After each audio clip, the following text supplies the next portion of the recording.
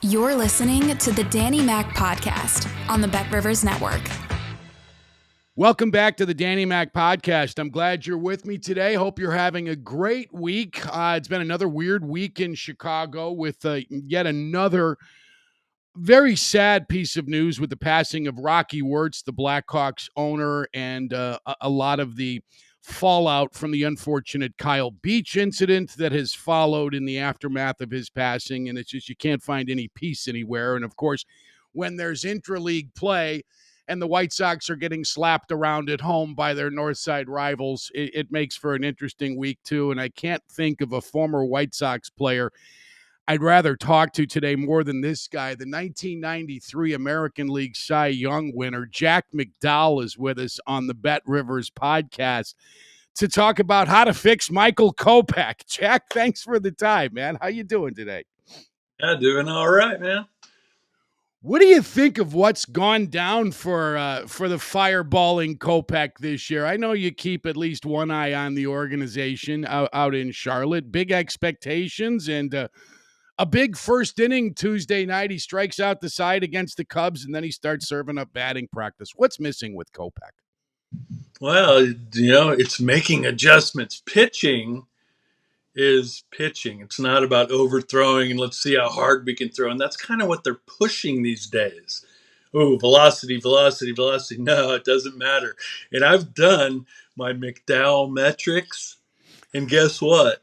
A 10-mile-an-hour difference in throwing, if you throw 100 or you throw 90, it's only a 6-inch difference from a pitching. Miles per hour. How long is that in 55 feet when you throw it? So that's what's so crazy about it, that everyone's so worried about velocity. No, it's never been that. It's always just been, be smart, see how they swung at that pitch, see if they didn't take that pitch. Okay, then think they were going to swing at this other pitch. So now let's mess them up this way. It's just more mentality that they're getting rid of in the game. When guys get together and talk about things that interest them, sports, music, movies, whatever, invariably one of us in a group of 4 or 5 dudes, 50 and over, are going to say, well, it used to be, and then start bitching about the way things were when they were younger. Since the beginning of time, that's been the case. But let me ask you this. Has bullpenning been good for baseball? Has that made the game better by employing 13, 14 arms on every roster? Well, the problem is when they pre-adjust who's going to pitch in what inning every game prior to the game. Well, what if the guy before that's throwing really good? You keep them in then you can save your bullpen dudes for the next day if they're needed. But just predetermining, okay, this guy's going to throw this thing, this thing, this thing. It's so funny because then you look and see the handful of times where the starter has a perfect game and they just take him out because they had predetermined he's going to be out by the 6th inning or 5th inning or something. That's not the way that it should work. You can't predetermine that stuff. You got to see who's doing well, and you know who gets called, who gets to take the pitcher out of the game? The other team. When the other team starts beating up on you, then guess what? That's when you get to come out of the game. Yeah. I think it was 2 years ago, Max Scherzer lifted from a playoff game in the 3rd inning or something. We'd given up a run with a couple of base runners. Ridiculous. The expectations were very high this year, Blackjack, going into the season for the White Sox, and it's been a disaster. Now they're 21 games below the 500 mark. What do you think needs to be fixed? What needs to be changed with the White Sox? Well, the thing about it is, you could say, oh, this team's going to be really good, this team's this and that. Baseball as a sport is not about who has the most athletic and who has the best dudes, because it's just about getting things done. And you just have to get things done. And, stop doing this launch angle swing thing where they just foul ball, lazy fly ball, pop up. Like, how about you just get base hits in situations where you just need to put it in play? Uh-huh. Things like that. And, just make plays, base run good. And base running is kind of out of the game now. They aren't really big time base runners, and base running and being good and smart at that is really good because you get to score runs when you do smart things. And that's part of the thing that needs to be done. But that's just the change of the whole game right now.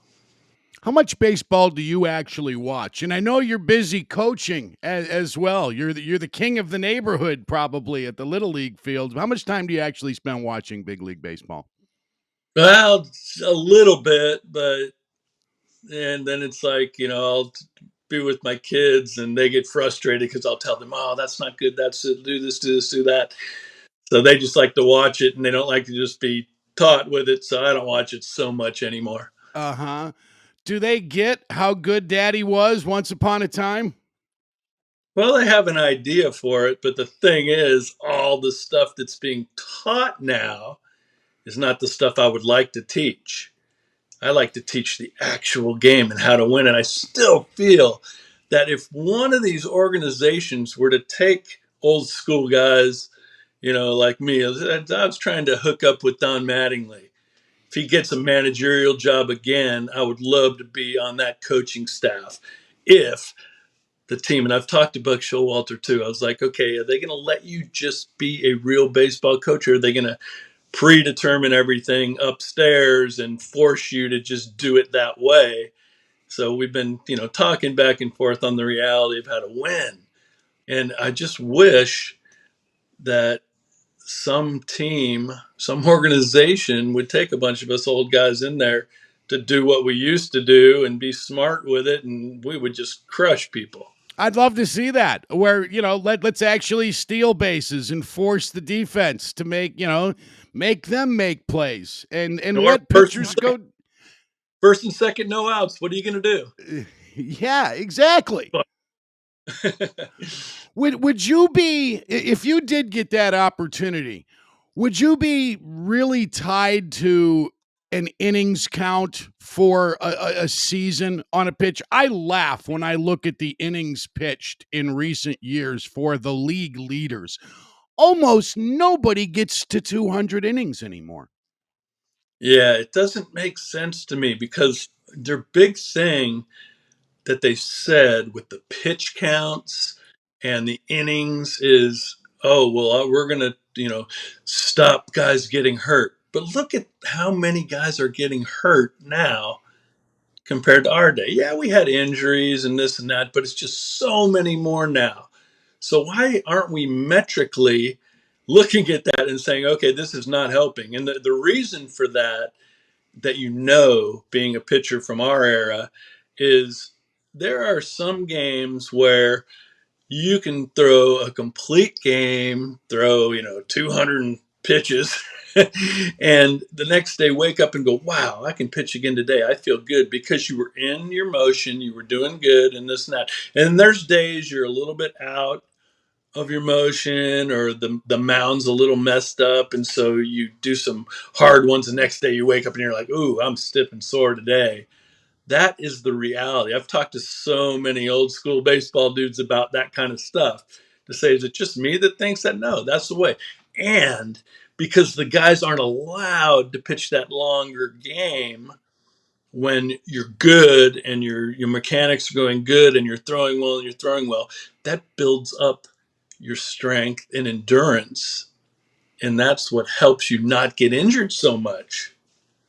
And that's been disappeared. Yeah, you led the league in complete games in back-to-back seasons in 91 and 92, and if I remember right, one year was 15 complete games, one year was 13.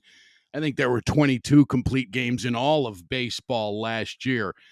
Did you ever, I mean, after that season when you logged heavy innings, 250 plus innings, did you ever find it to be something that, man, I was going to take me a long time to recover? Or I guess the answer is no, because you did bounce back in 93 and win the damn Cy Young. So I guess the answer is no. No, I felt good all the time, and certain injuries that I had were for different reasons. It wasn't just pitch counts. It was just it happened certain ways.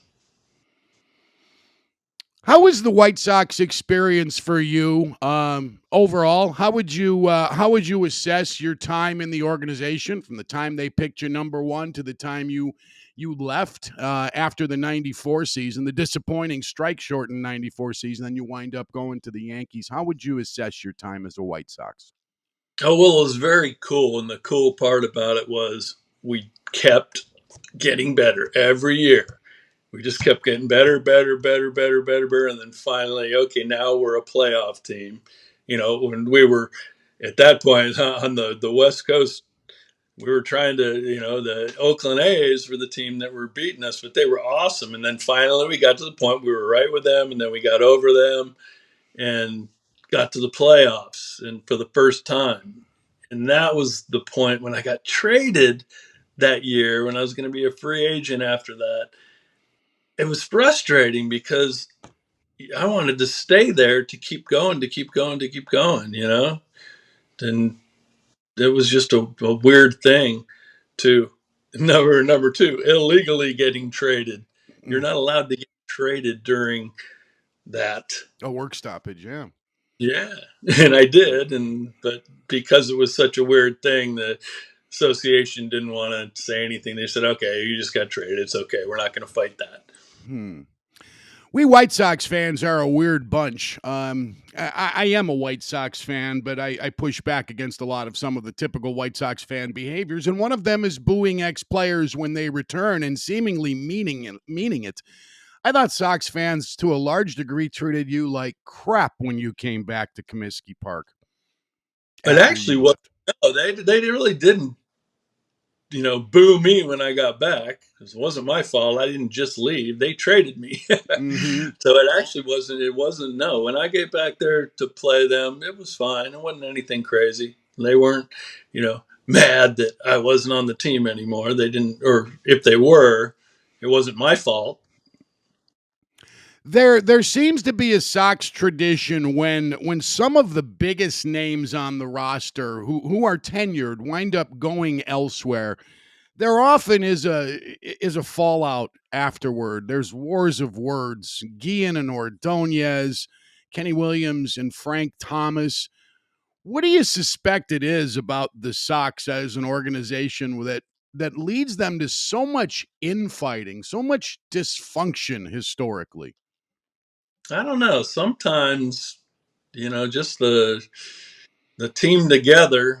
If you got good guys that are together and they like being on the same team and they're pushing towards the same thing and supporting each other, that helps. But there are some teams. When I went to the Cleveland Indians, I mean, you look at that team, and it was basically an all-star team, and it was great players, but it was the worst overall team that I was on with togetherness and all that. No, there was a lot of fighting inside the clubhouse, a lot of, back and forth, mad at each other and just, not being cool, not being friends. It's like you only had a couple people you hung out with, and it just wasn't like that. Then actually, when I was with the Yankees, that was a very cool year. That was one of the best overall teams I was on. Just a lot of really cool guys and it was really togetherness was really good and smart. So you place a value on that. See, the sabermetricians don't. You can't put it on paper. It's not black and white. It must not matter. Well, you can't predetermine that through technology. So Blackjack, I know you love music. What are you doing to celebrate Mick Jagger's 80th birthday this week? you know what? I'm getting back into my music a little bit. I'm taking some time off. And then this past year, I decided, okay, well, I don't have an overall band right now, but I do have a computer, and I just garage band a whole record recently. and then just made it all here by myself and played everything myself. And it was just me on it, and I have the new record out. And so, Okay. And where can I find it? What's more the and name more of it? What's that? What's the name of it? Where can I find it? Oh, you can only find it from me because Oh, I don't you're going have to a. have to send it to me then. Yeah, well, I had to change my band name again. Yeah. Think about the first band name I had was View, and it's just because we were going with REM, R period E period M period. We went V period I period E period, W period. That's how we did our first band. But there was another band that started that's called The View, and so we had to change our band name. So I changed that to Stick Figure. But then after a couple records we put out, another Stick Figure stole our name, and so we had to change the band name. And so I had to change it. And so now I changed it to Black Jackian. Okay. I like that. And Black that's what we did. Jackian. So So how about, what kind of music is it? Is it? I know you like to do a lot of sort of a reggae vibe. Is that where you're going, or more classic well, rocky? it's still kind of rock. It's still rock and rollish, even though that's not the thing that is out a lot these days. Yeah. When you were pitching, did they have walkout music? Did you get to walk out to the mound for the first inning with your choice of tunage, or that wasn't part of the game yet, was it? Um, that was kind of if you were a hitter, but not walking out to the mound. They didn't do it. Okay. And I What don't would know. you have chosen? What would you have chosen? Top of the first. What are you choosing? I don't know what I would have choose. Maybe one of my own songs.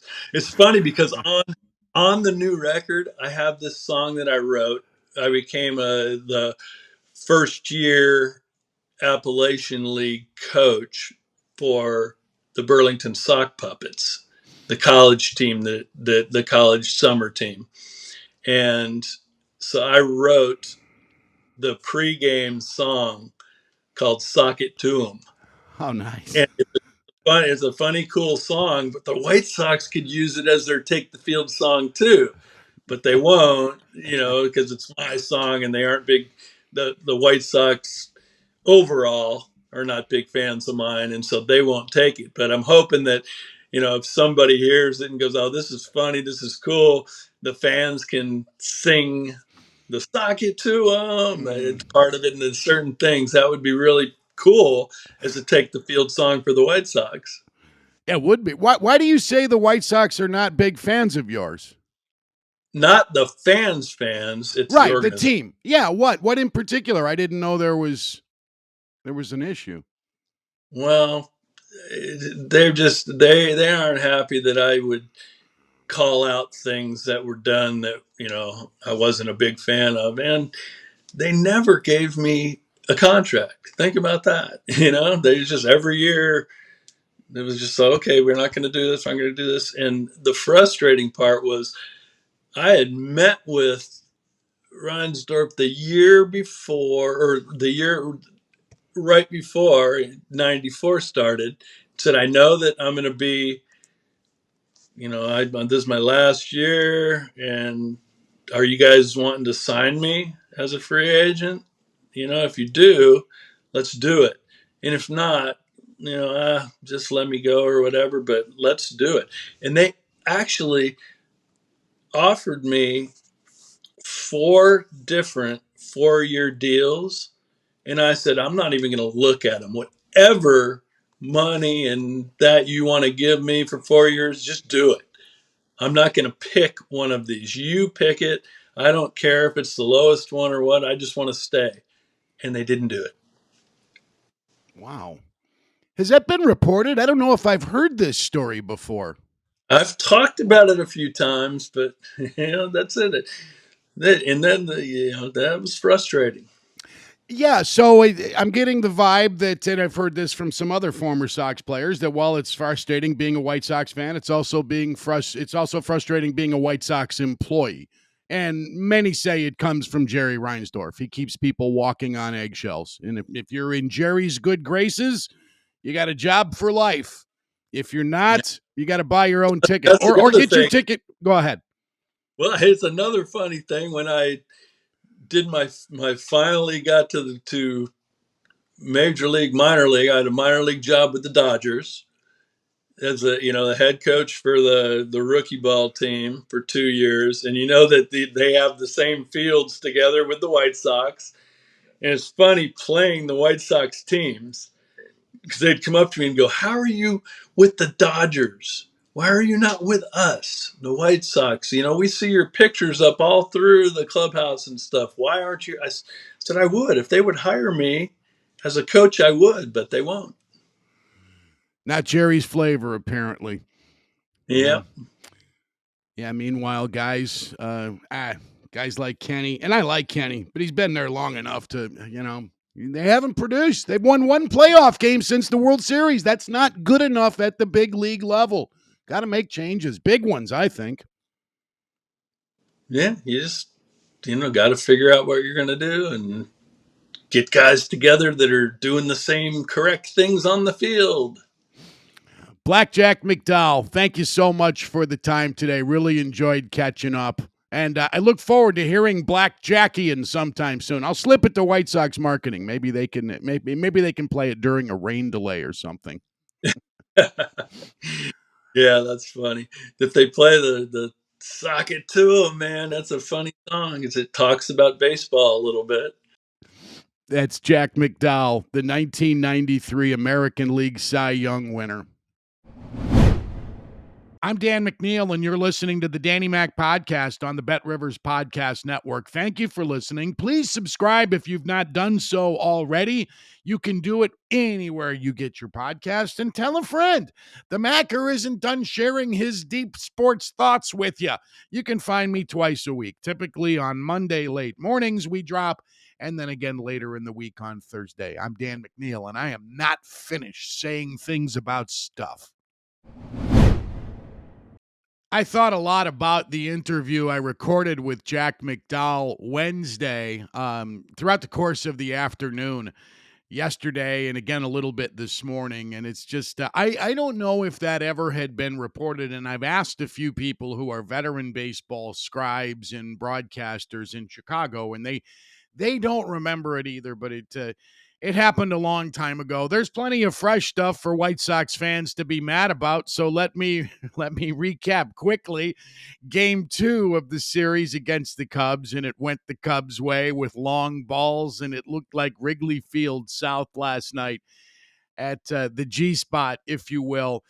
And it's really not a ton of help for the Cubs. I mean, it is because, God, they're rolling going into this 4-game series with the Cardinals. And if they win 3 of them, things change dramatically in terms of how Hoyer and the team approach the trade deadline. But Marcus Stroman didn't help. He's your best trade piece, and he didn't get out of the 5th. Lance Lynn didn't get out of the 5th. Kopech has been shelled in recent days if he's a piece that the White Sox are willing to part with. So the pieces that are supposed to be movable and guys who can draw interest that will get you decent prospects or even young players who've got some Major League Baseball chops, it doesn't help you right now that these guys are cold. Now, maybe somebody overlooks it and say, hey, you know what? Look at the way Stroman pitched the first 3 months of the season. He looked like a number 1, and he really wasn't, and all we need him to do is be a number 3. There are teams that need starting and relief pitching that are offensively good enough to compete for titles. But, man, I love Jake Berger as a second baseman. I'm trying to think of who the fattest second baseman was in my lifetime. And Lenny Randall was thick-legged, but I don't think he was a fraction as chubby as Jake Berger, the White Sox new slugging second baseman with the gangster hat in the dugout. But it's little consolation for White Sox fans who see the team. The bullpen can't throw strikes. They're walking Cubs hitters and squander a lead last night on a night when you actually got contributions from Baby Huey, Eloy Jimenez, with a couple of RBI hits last night. Yes, RBIs matter. They helped give the White Sox the lead. I'm so sick of the sabermetrics era just destroying the way people think about baseball in a common sense manner. Runs win games, runs batted in, effing matter. stop. I mean, with the disputing of that. Over the course of 550 at bats, you get enough chances with guys on base. Oh, it doesn't indicate how many opportunities you had because you might be the only good hitter in a bad team. You know what? Over 550 at bats, it evens out, doesn't it? And 550 at bats by themselves gives a hitter 550 RBI opportunities. Think about that. But grind your teeth as you think, White Sox fans. What a horse shit year, man. 21 games under the 500 mark. And the Cubs now at 50-51.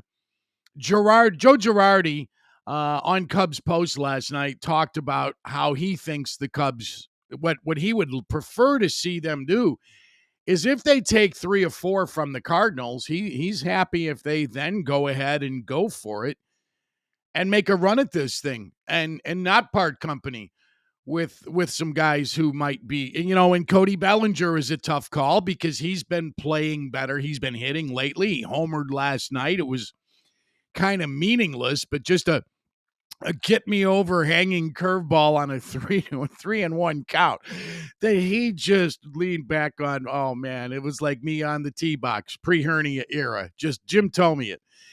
Corkscrew yourself into the tee box. That was the Bellinger homer last night. But I've got this. White Sox fans listening might be pissed at me. He's like, why do you have this chuckle going on? Why is your vibe one of happiness? Because I want big changes. If the Sox are going to undo this thing, 2 things need to happen. They need to stop their blind loyalties to Kenny Williams and Rick Hahn and move them out of the organization. And I'm not talking about a different role for Kenny Williams. He's still going to have his hands on it if he's in the organization. He's out.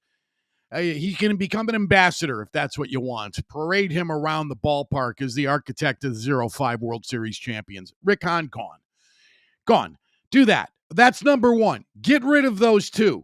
That's a 2-piece number 1. Number 2, and this is a possibility. I honestly think this is something that is so White Sox it could happen. I'm told Jerry Reinsdorf still is very much in control of his capacities. He's very lucid, and he's very upset about what's happened to his baseball team. Do not underestimate Jerry to screw this up again in colossal fashion. Don't underestimate the possibility of the White Sox hiring Jim Thome to be the next vice president of baseball operations or the general manager with no experience. Captain America. Jerry Reinsdorf once called him one of the greatest people on the planet. Really? Really? On the planet? Yes, that is. Those are very generous words when you think about people who occupy the planet. Reinsdorf is such a blind loyalist, and the more I've thought too over the last 24 hours, man, about Rocky Wirtz versus Jerry Reinsdorf, the more it is a slam dunk on which owner was better. Everybody's pointing to 7 versus 3. 6 Bulls titles plus 1 for the White Sox. That's 7 for Jerry. The Hawks only have 3. Let's look at the last 15 years. Wirtz bought the team. Wirtz inherited the team 0-8. His father died in the fall of 0-7. Peter briefly ran it, then Rocky leapfrogged him. And we'll look at the White Sox since that time. Since their World Series win, what have they done? I went over it briefly on the podcast yesterday. The White Sox have won 2 playoff games. They beat Tampa once in that series a few years back. 0-8, I want to say. It was either 0-8. Yeah, it was 0-8. Cubs were in the playoffs the same year. And also, they got swept. Sox won 1 against the Rays. And then they won 1 against the Astros a couple years ago, didn't they? In the COVID year. Blackhawks have won 3 cups. You got to win 16 playoff games, 16 postseason games to win a Stanley Cup. 16 times 3, just in the cup years is how many? I count 48. 48 postseason wins just in the Stanley Cup finals. Or just in the Stanley Cup final years for the Blackhawks. How about free agent signings? We measure owners on what they're willing to spend and how smart they spend, right? How about Marian Hossa versus Ben Wallace? Ben Wallace, I think, was pre-0-8. But I'll go after 0-8. Bulls' biggest signings post-0-8. Carlos Boozer is your free agent. Rocky Wirtz signed Marian frickin' Hossa, a Hall of Famer and a key member of those 3 Cup championship teams. And 1A would be the signing of Johnny Oduya, the defenseman, huge part of the 13 and 15 Cup championship teams, for crying out loud, versus who's the next Bulls free. God, I can't even think of one who did shit. And as far as the White Sox go, Jerry and the White Sox, with their 2 postseason wins since Rocky took over the Blackhawks, their 2 big signings, the highest free agent contract ever paid by a White Sox to a White Sox player was Yasmani Grandal. How has that worked out? Oh my God, horrible contract, as it was with Adam Dunn before him. Free agents, postseason wins in the last 15 years. Couple that with the way the fans feel about the organization because of the owner's relationship with them, because of Rocky Wirtz walking the concourse, shaking hands like Willy Wonka, while Jerry Reinsdorf over at the cell, as I always will call it, sits atop the perch, sits in the perch, smoking cigars, still against the rules. He still does it because he's God. He's Jerry.